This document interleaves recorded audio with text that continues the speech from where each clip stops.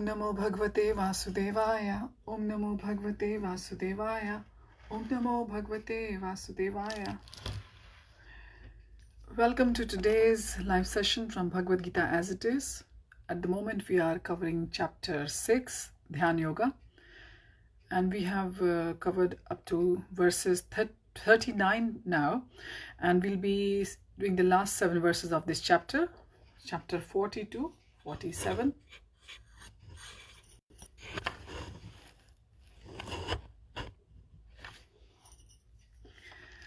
Shri Bhagavanuvacha Partha Naiveha Namutra Vinashastya Vidyate Nahi Krit Kaschid Durgatim Tata Gacchati. The Supreme Personality of Godhead said, Son of Pritha, a transcendentalist engaged in auspicious activities, does not meet with destruction either in this world or in the spiritual world. One who does good, my friend, is never overcome by evil. Verse 41. Prapya punya kritam loka nushvitshitva shashvati samaha shuchinam shrimatam gehe yoga bhrashto bhijayate. The unsuccessful yogi, after many years of enjoyment on the planets of the pious living entities, is born into a family of righteous people or into a family of rich aristocracy. Verse 42. Athava yoginameva kule bhavati dhimatam etadhi durlabhataram ke janma yadi drisham. Or if unsuccessful after long practice of yoga, he takes his birth in a family of transcendentalists who are surely great in wisdom, certainly such a birth is rare in this world. Tatratam buddhi samyogya yogam labhate porvadehikam yatate cha tato bhuyah samsiddhau kurunandana. On taking such a birth, he receives the divine consciousness of his previous life, and he again tries to make further progress in order to achieve complete success, O son of Kuru. Verse 44. Purvabhyasena teneva hriyate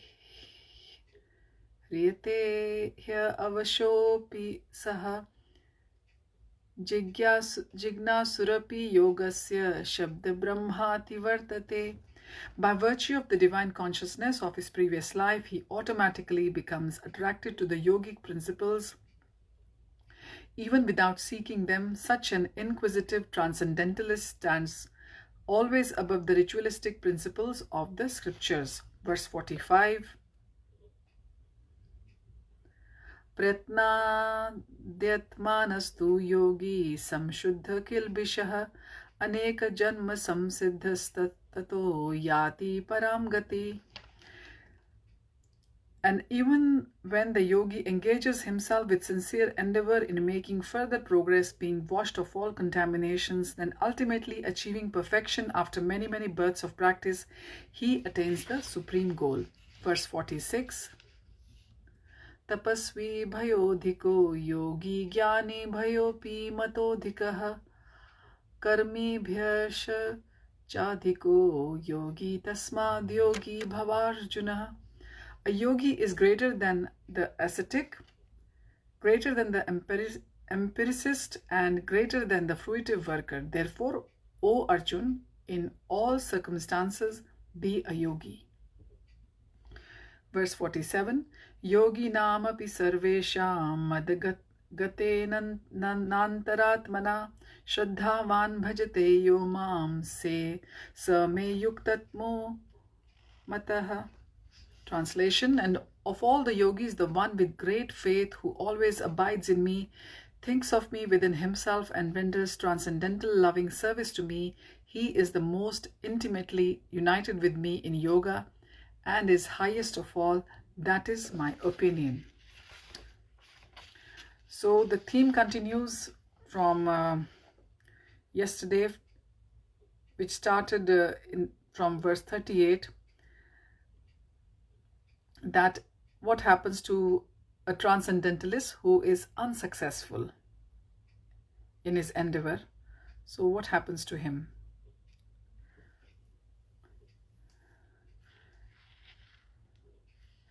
So Arjun is clearing his doubts further from Krishna, which started from verse 38, and Bhagwan is telling now in verse 40 that, O son of Pritha, the transcendentalist engaged in auspicious activities, he does not meet with destruction either in this world or in the spiritual world. The one who does good, my friend, is never overcome by evil. So the one who is successful, he is going to not lose all the merits. The merits will stay with him. Sorry, I think I have to rephrase the previous sentence.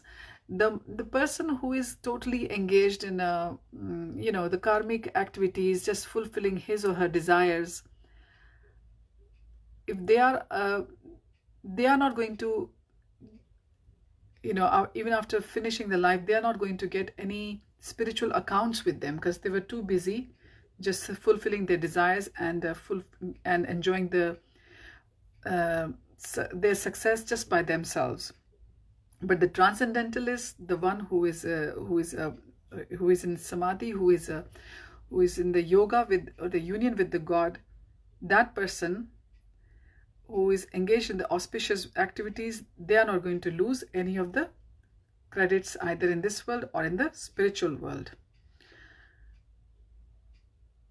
The Bhagavatam also assures, Prabhupada says in the purport, that the unsuccessful transcendentalists, that there be no worries for that person, even though they may be subjected to a reaction for not perfectly having been able to do their prescribed duties of the Varnashram. He is not a loser, because his Krishna consciousness, his bhakti, the time he spent in the devotion of Bhagwan, that is not going to be lost. He will continue to do his bhakti, what he was doing in this life. It will continue in the next life. Even he might get a birth in a lower life, in next life. So his Krishna consciousness is not going to get lost completely. It is going to stay with his soul, and when the appropriate time comes, his bhakti is going to begin again.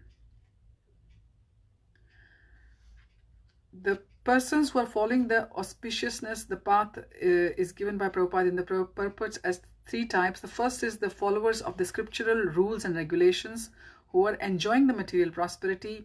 Second are those who are trying to find ultimate liberation from material existence. And lastly, the ones who are the devotees in Krishna consciousness. So everyone is going to engage themselves in one of the 3 the above just been described to you. Either one will be in complete Krishna consciousness, and or you are going to be somebody who is trying to get liberation from the material existence only. And the first ones were the followers of scriptural rules and regulations, but who are enjoying the material prosperity.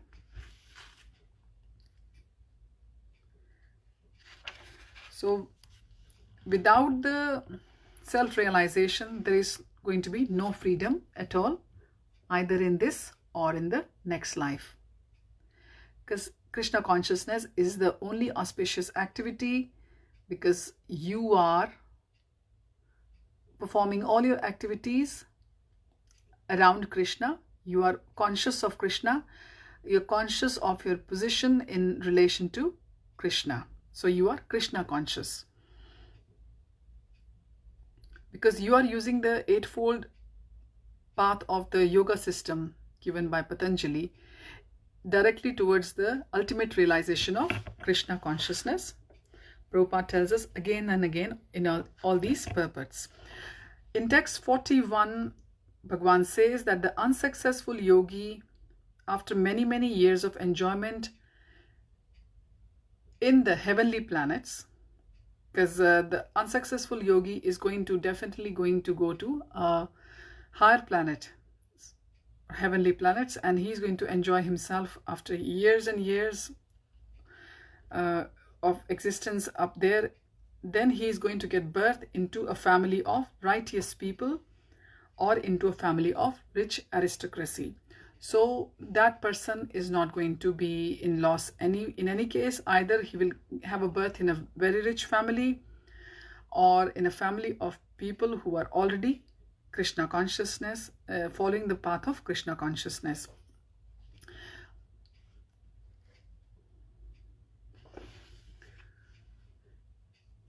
So even a little bit of bhakti is not going to go waste. So this is one thing Krishna tells us again and again. So we are not going to be at any loss. In verse 42, Bhagavan says that the unsuccessful yogi, after a long practice of yoga, he will take in birth of family of transcendentalists who are surely great in wisdom. And that kind of birth is really rare in this world. Okay, one may have a birth in a family of people who are pious, but to have a birth in a family who are already engaged in Krishna consciousness very nicely, and to start your life right from that stage where all the activities around are being done in Krishna consciousness in the family is such a great thing that little soul is when it's in a little body of a baby is going to hear the Krishna Katha and the chanting, and is going to eat the prasad from day one. So that is the bonus to that soul, and Bhagavan says such a birth is very rare. So one must have done so much of bhakti in the past life that only a little bit was left to be completed. Only then such a soul is going to get birth into a family of great devotees.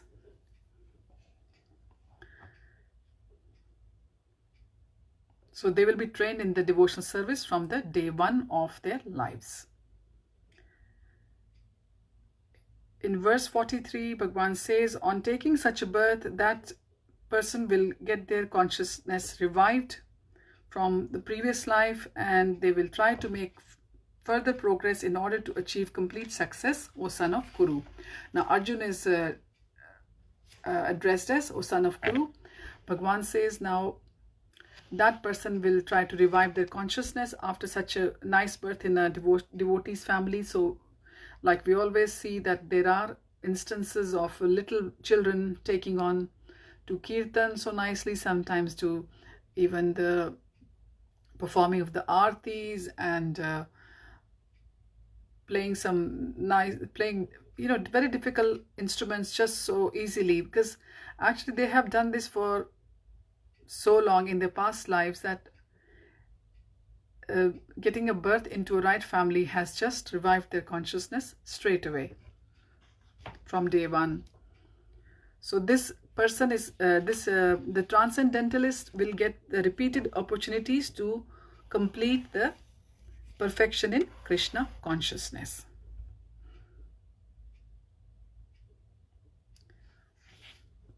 In verse 44, Bhagavan continues that the virtue of the divine consciousness by the virtue of the divine consciousness of the previous life, that person will automatically be attracted to the yogic principles without seeking them, because from within the soul will recognize them and will follow them without any difficulty. Now such inquisitive transcendentalist always stands above the ritualistic principles of the scriptures.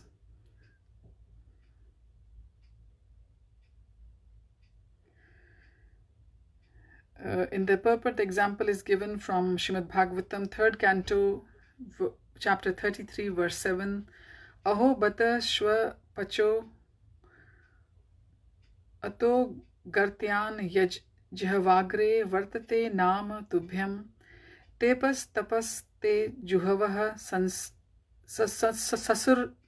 sasnur arya brahmana nuchur nam grinanti yete. O my Lord, persons who chant the holy names of your Lordship are far, far advanced in spiritual life, even if born in families of dog eaters. Such chanters have undoubtedly performed all kinds of austerities and such sacrifices. Bathing is done in all sacred places, and they have finished all the scriptural studies.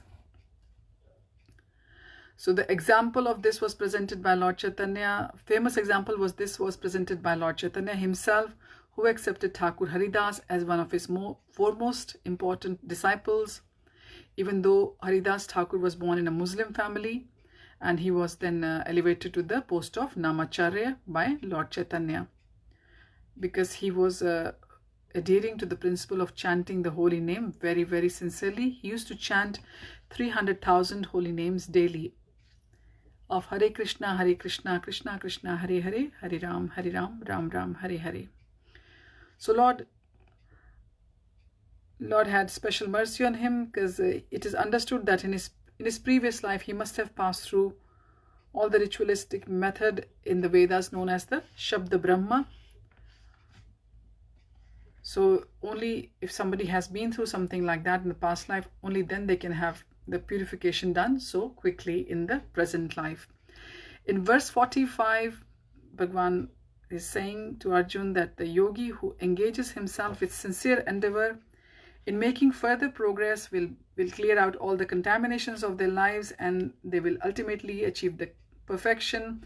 After many, many births of practice, they will achieve their ultimate goal. The example is given from Bhagavad Gita chapter 7 verse 28. Yesham tva antagatam papam jananam punya karmanam te dvandva moha nirmukta bhajante mam drida vrita.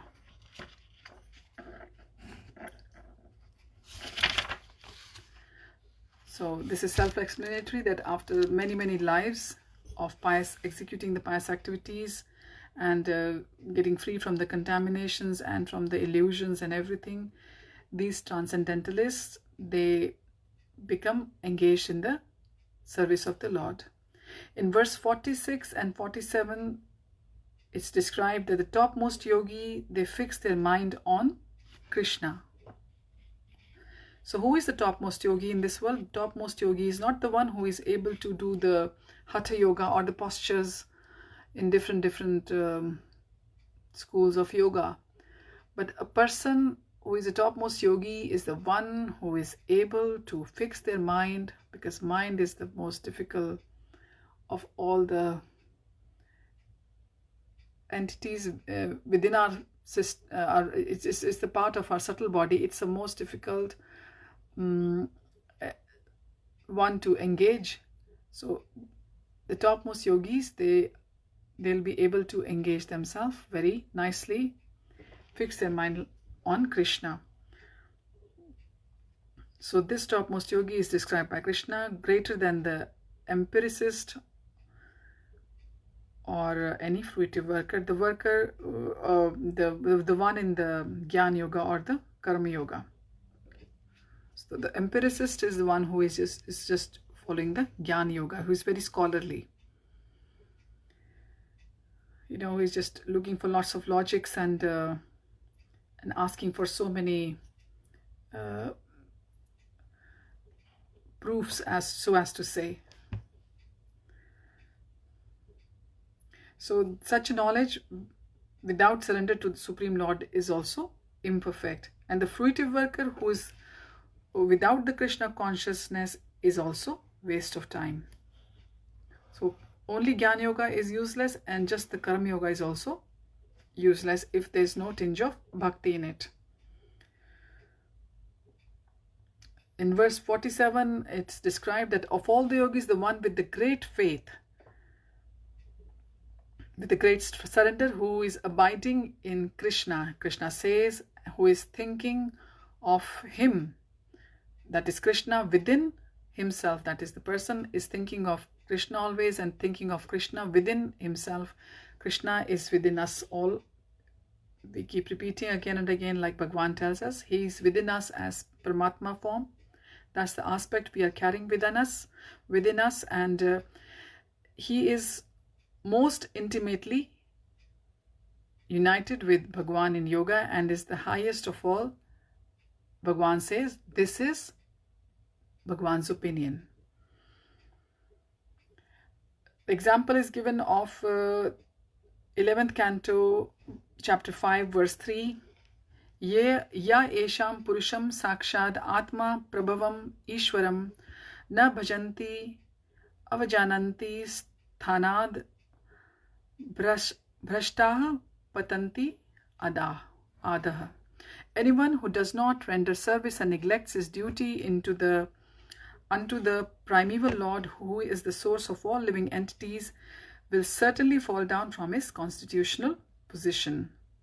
So the word bhajante is very important in this last verse. Bhajante is the root of verb bhaj, Prabhupada tells us in the purport, and when it is used, which is used when there is need of service. So bhajanti doesn't mean just to sing the bhajans of the Lord, but to provide him, but to see that there is a need of service. So this is the root of the verb of the word bhajate is bhaj. That's the verb.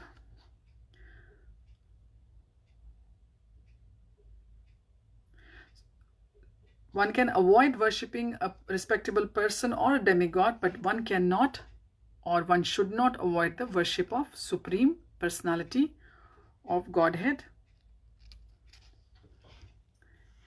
Now Prabhupada has taken a lot of pain to explain us the important words of this verse. Prabhupada again explains the word avajananti mam mudha. In Srimad Bhagavatam, these words are also found in Srimad Bhagavatam as well. Prabhupada is telling us that only the fools and rascals deride the Supreme Personality of Godhead, Lord Krishna. Such fools take it upon themselves to write commentaries on the Bhagavad Gita without an attitude of service to the Lord. Consequently, they cannot properly distinguish between the word bhajanti and the word worship. The culmination of all kinds of yoga practices lies in the Bhakti Yoga. So everything is within the Bhakti Yoga. All the practices, they just get together. They get one in Bhakti Yoga.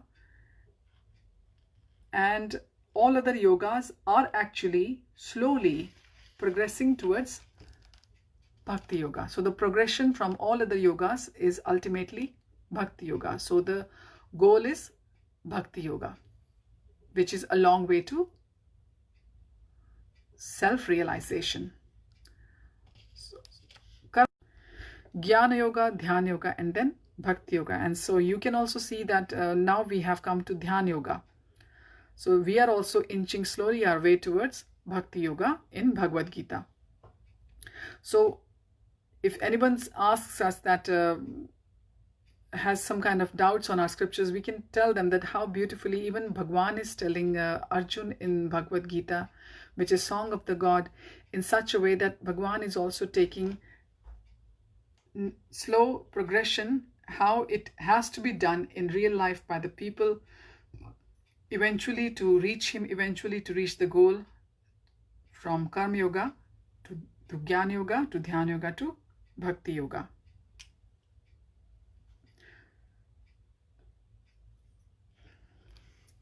The highest perfection in this yoga is also confirmed in Vedic literature. Yasya deva para bhaktir yatha deve tatha gurau tasyate kathita hya artha prakashante mahatmana. Only unto those great souls who have implicit faith in both the Lord and the spiritual master are all the imports of Vedic knowledge automatically revealed.